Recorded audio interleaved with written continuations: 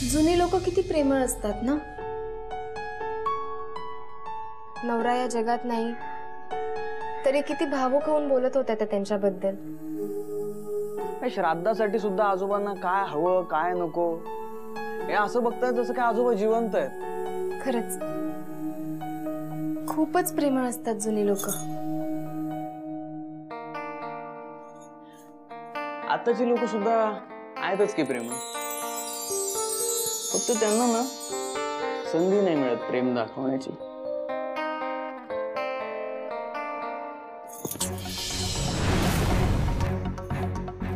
तुला काय येऊन जाऊन फक्त एकच विषय दिसतो का? थोडं वैतागायला काय झालं? हा मग वैतागणार नाही तर काय, किती छान बोलत होतो आपण। तुला असं नाही वाटत पल्ले तू कधी कधी अति करतेस म्हणून? एक मिनिट, अति मी नाही अति तू करतो। बायको आहेस तू माझी। हा मग काय? माझ्याही काही इच्छा आहेत, काही स्वप्न आहेत। काय स्वप्न? ही अशी स्वप्न असतात का कुठे? जोवर आपण परदेशात जात नाही तोवर तुम्हाला जवळ येऊच देणार नाहीस का?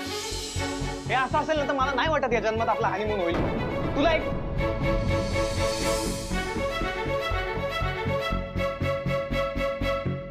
आपल्याला ना याबद्दल सिरियसली विचार करायला पाहिजे। हे असंच चालू असेल ना तर मी नाही राहू शकत तुझ्यासोबत।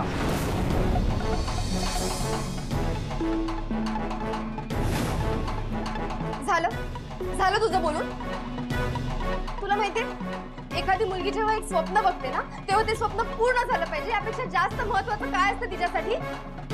की आपला जोडीदार आपल्या स्वप्नात किती इंटरेस्ट दाखवतो, किती किंमत देतो आपल्या स्वप्नाला हे। जर आपण दोघं एकत्र मिळून एखादं स्वप्न पाहूही शकत नसू तर ते पूर्ण काय करणार आहोत? आणि मग काय उपयोग आहे आपला एकत्र राहू ना? नाही खरंच बरोबर बोललास तू, खरंच अवघड आहे आपलं एकत्र राहणं। ठीक आहे ठीक आहे। अरे जेवायला येत आहे ना? आलोच। मला भूक नाही। अगं जेवलंच पाहिजे असं काही नाहीये, कंपनी दिलीस तरी चालेल। आणि आपल्याला भूक नाही म्हणून समोरच्याला कंपनी द्यायची नाही, हा निव्वळ स्वार्थीपणा झाला बरं का। आलेच या, मी वाट बघते।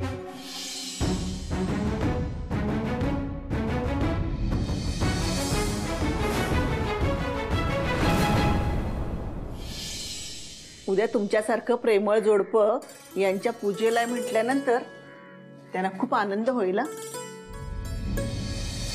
लग्नात कुठली साडी नेसायची यावर आम्ही महिनाभर बोललो होतो। साडीवर 1 महिना? मग काय, त्यावेळी खूप वेळ असायचा ग। छोट्या छोट्या गोष्टीवर ना माणसं खूप बोलायची। आणि आता लोकांना बोलायलाच वेळ नाही किंवा इंटरेस्टही नसतो। प्रेम म्हणजे फक्त रोमॅन्स, फक्त गप्पा मारणं म्हणजे प्रेम नसतं ना।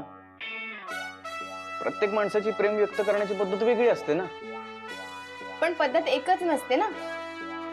मुळात ना बोललं पाहिजे, एकमेकांना समजून घेतलं पाहिजे, हो का नाही आजी? हो ना, खरं तर ना खूप पुरुष बोलतच नाही।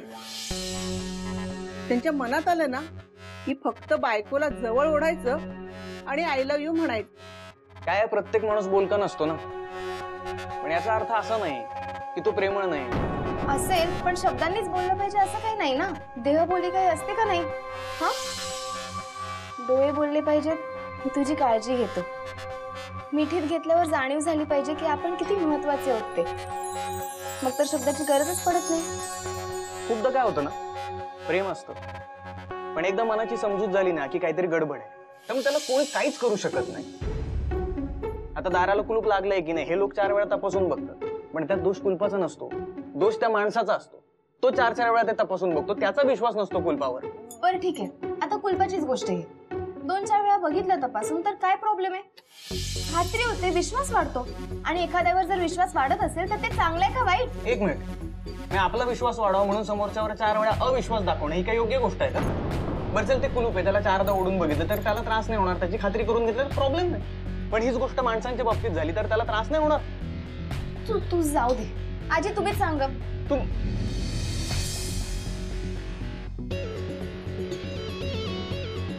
आजी आजी कधी निघून गेला कळलंय नाही आपल्याला. एवढं गुंतून गेलो होतो आपण भांडणात. बघ, म्हणूनच मी बोलत असते की बोलायला पाहिजे. एक मिनिट, तू मला नको शिकू. हे बघ, आवर लवकर, उद्या भरपूर काम आहेत, झोपलं पाहिजे.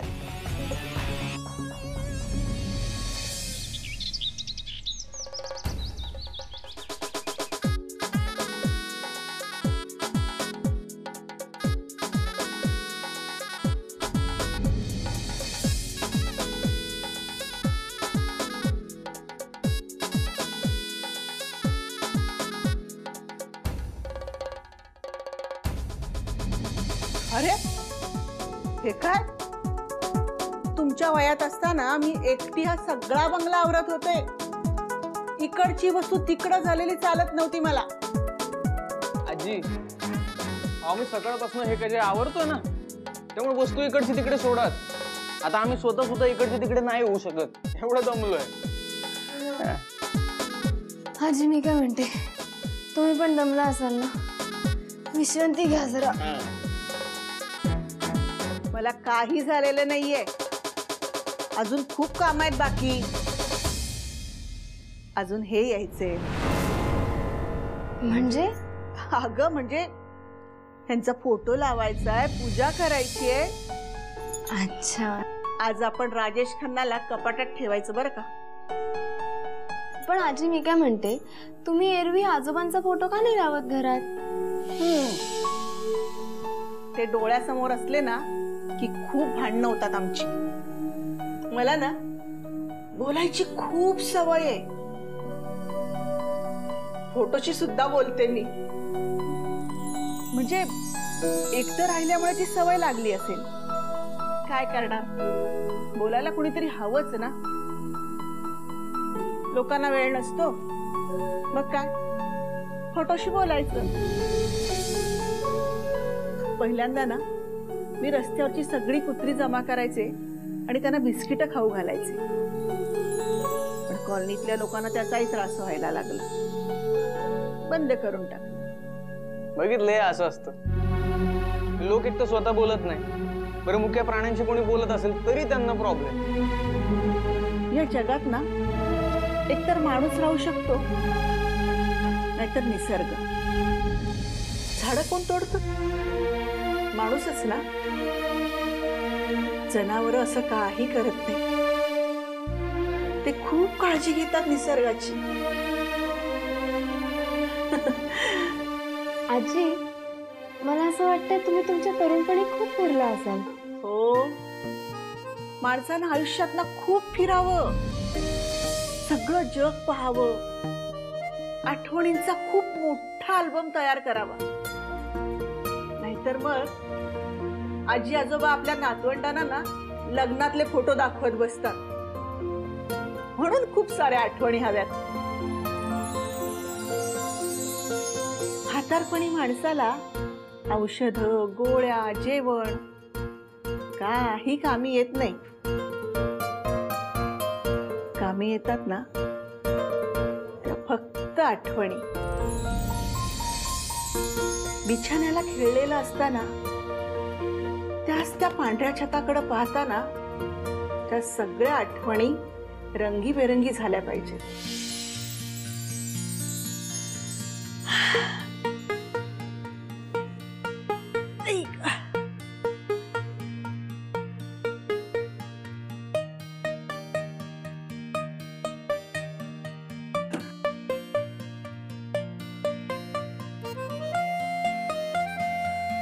तुम्हाला एक सांगते, आम्ही त्या काळात सुद्धा एकमेकांना अरेतुरे करत होतो. तो मला विद्या म्हणायचा आणि मी त्याला जयंता म्हणायची. खरं तर मला ना इंग्रजीतून एम ए करायचं होतं, पण मुलींनी मराठीतच शिकलं पाहिजे असं घरच्यांचं मत. पण मला मराठी आवडायचंच नाही. इंग्रजी खूप वाचत होते मी. मग जयंत आला माझ्या आयुष्यात आणि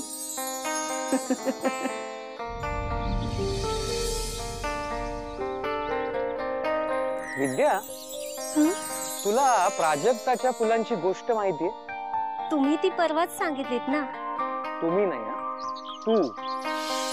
आता अशी कशी लगेच सवय होणार? सवय नाही हा, आपण नियम करतोय. अहो जाऊ काय एकाच वयाचे असताना पण. हो, पण पूर्वीपासूनच चालत आलेली गोष्ट आहे ही. काय अर्थ आहे का त्याला? आपण आईला एकेरी बोलवायचं आणि वडिलांना आहो जाऊ. मग आईला पण आहो जाऊ बोलवायला पाहिजे ना. आईची माया असते. हा अन्याय आईवर पण आणि वडिलांवर पण. मग काही लोक म्हणतात की आई खूप प्रेमळ असते, मग वडील नसतात का? ठीक आहे बाबा, म्हणते अरे तुले बस. बेस्ट. तर प्राजक्ताच्या फुलांची गोष्ट. हो, तुम्ही तू ती गोष्ट मला परवाच सांगितली. श्रीकृष्णाने पारिजातकाचं झाड आपल्या बायकोच्या हट्टामुळे चक्क महालात आणून लावलं आणि त्यावरून युद्ध केलं.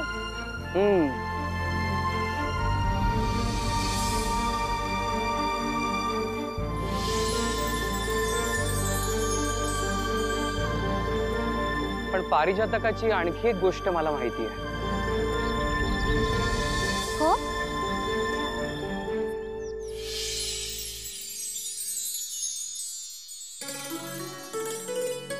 कोणती? एकदा सूर्य एका मुलीच्या प्रेमात पडला. सूर्यच तो. खूप मुलींना तो आवडायचा. पण त्याला एक मुलगी आवडली. ते दोघं एकमेकांच्या प्रेमात पडले काही दिवस, पण नंतर दुसऱ्या मुलीच्या प्रेमात तो त्या मुलीला फार विसरून गेला. तिच्याकडे दुर्लक्षच झालं. तिला खूप वाट पाहिली. बिचारी चिडली सुद्धा सूर्यावर आणि शेवटी सुरून सुरून गेली. आणि त्यातच तिचे प्राण गेले. ज्या ठिकाणी तिने आपले प्राण सोडले ना, त्या ठिकाणी एक झाड उगवलं. तेच ते प्राजक्ताचं झाड. तुम्हाला माहितीये, प्राजक्त रात्रभर फुलांनी बहरलेला असतो, पण सूर्य उगवला ही सगळी फुलं जमिनीवर सड्यासारखी टाकतो. जणू ती त्या सूर्याला तोंडच दाखवत नाही.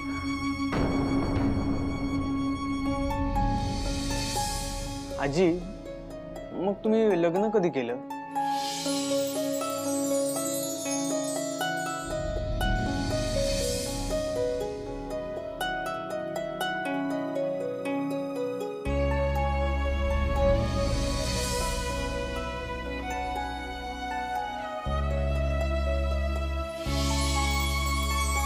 आमचं लग्न झालंच नाही. लग्न झालंच नव्हतं म्हणजे? तुम्ही तर आजोबा, म्हणजे आज तुम्ही तुला विचारायला बोलायला इतकं अवघड वाटतं.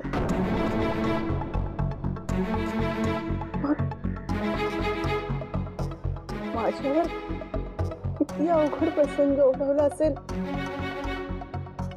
याचा विचार कर.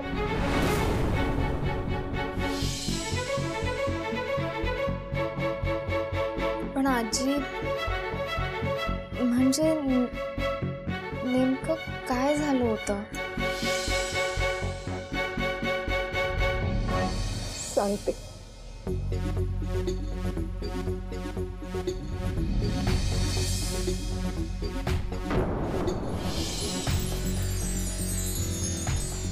हा जयंताचा फोटो.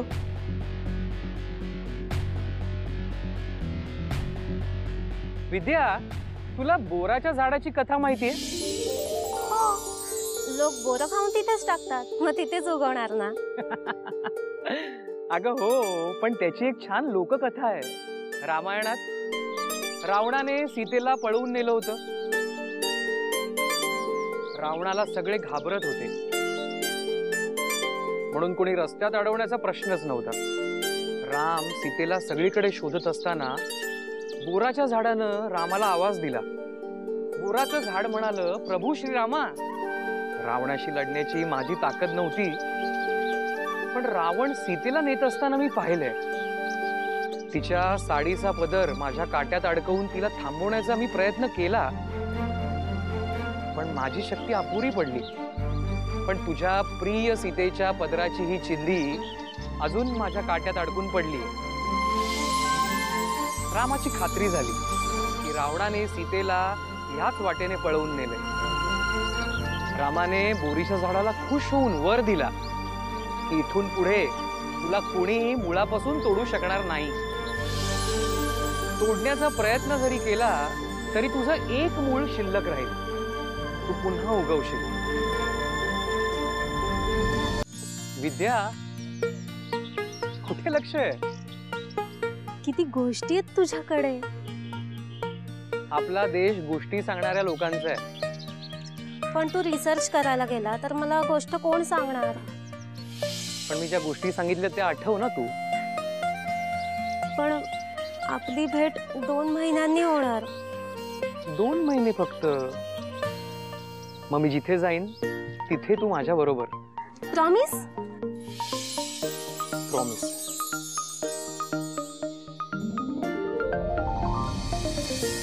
पण आजी, नेमकं काय झालं होतं? रिसॉर्टसाठी जयंत हिमाचल प्रदेशात जात होता. घाटात रडावर त्याची बस तरी कोसळली.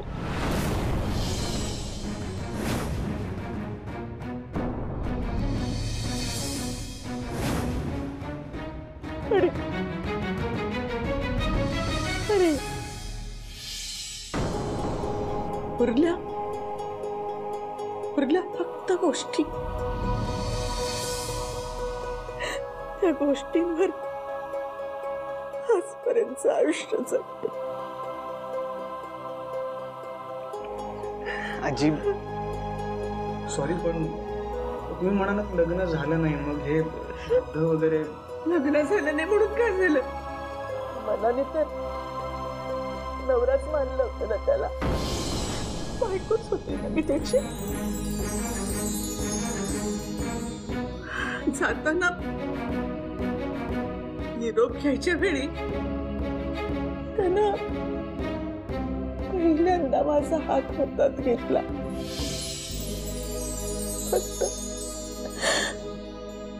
फक्त एकदाच.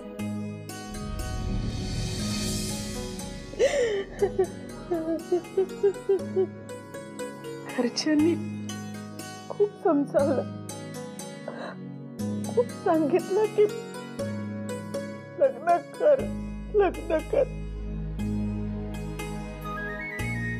पण नाही, मी जयंताला विसरू शकत नव्हते.